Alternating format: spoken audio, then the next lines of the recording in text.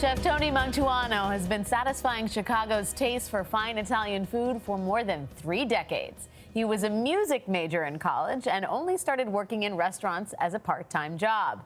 But cooking soon became his passion. He started his career in Wisconsin, but found his way to the Windy City and later spent a year working in top restaurants throughout Italy, bringing their secrets home to his restaurant, Spiaggia, a must-visit venue on Chicago's dining scene. Chef Tony Mantuano, welcome to The Dish. Thanks for being here. Thank you for the invitation. I'm so excited. I mean, besides this, our son lives here in New York, so we get to have dinner with him after this. So, amazing. Yeah. Tell us what's on this table. So if we could start way on the end over there, that's a drink with like my favorite alcohol, like tequila and Aperol and a little Prosecco. So it's almost like a Mexican-Italian Negroni, right? Mexican Negroni. And then the next dish Perfect for a Saturday morning. The shrimp dish is a dish that we do at the U.S. Open every year. And this flaming ouzo shrimp is so powerful when you cook it and you pour the ouzo and light it on fire, which we won't do here.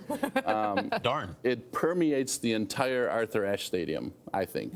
I may be pushing it, but. That's good tennis. And then, of course, from Chicago, we have a big steak, and in the Tuscan tradition, a bistecca alla fiorentina. Beautiful. And then over here is a raviolette, which is a type of pasta that is a sheet, then we wrap around cheese and bake it, and now we have spring vegetables because it's spring. Of course. And then this is my childhood on the very end. This is what my grandmother from Calabria used to call a scalidi, and it's coated in honey and fried, and it's just like, oh my God. Delightful. Yeah. Let's talk about your childhood. You were going to be a musician. I was. Trombone, I hear? Yeah, trombone. So it's interesting. We did form a band. A brass band. Yeah, like, it was the days of Chicago and Earth, Wind, and Fire. Sure. And Tower of Power, and those are the bands that really influenced us.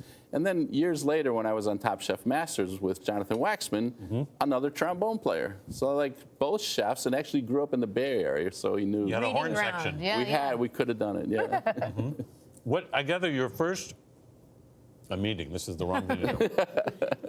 How did you make that transition, though, from the trombone to the It kitchen? was like cold turkey. It's like, honestly, I've been married for 32 years, and my wife, Kathy, has never seen me play the trombone, ever. So Okay. You were done when you were done. I was done. Wow. I wanted to cook. I always wanted to cook. I mean, did. food was a big part of growing up, everything that we did. But your love of food, I mean, you talk about your Italian grandmother. She must have imparted a lot of kind of wisdom and enthusiasm for this kind of food. Totally. Like every holiday we were at their house, so they also had the Mantuano Food Shop, which was part of the Italian-American community in Kenosha, Wisconsin. So it was all about food. My grandfather had a great garden. She was a great cook. So it's like, yeah, I'd like to continue eating this well. Yeah, right. Well, We mentioned that once you got your first job in Chicago, there was time, they actually sent you to Italy for a year, right? Yes. What was that like to be?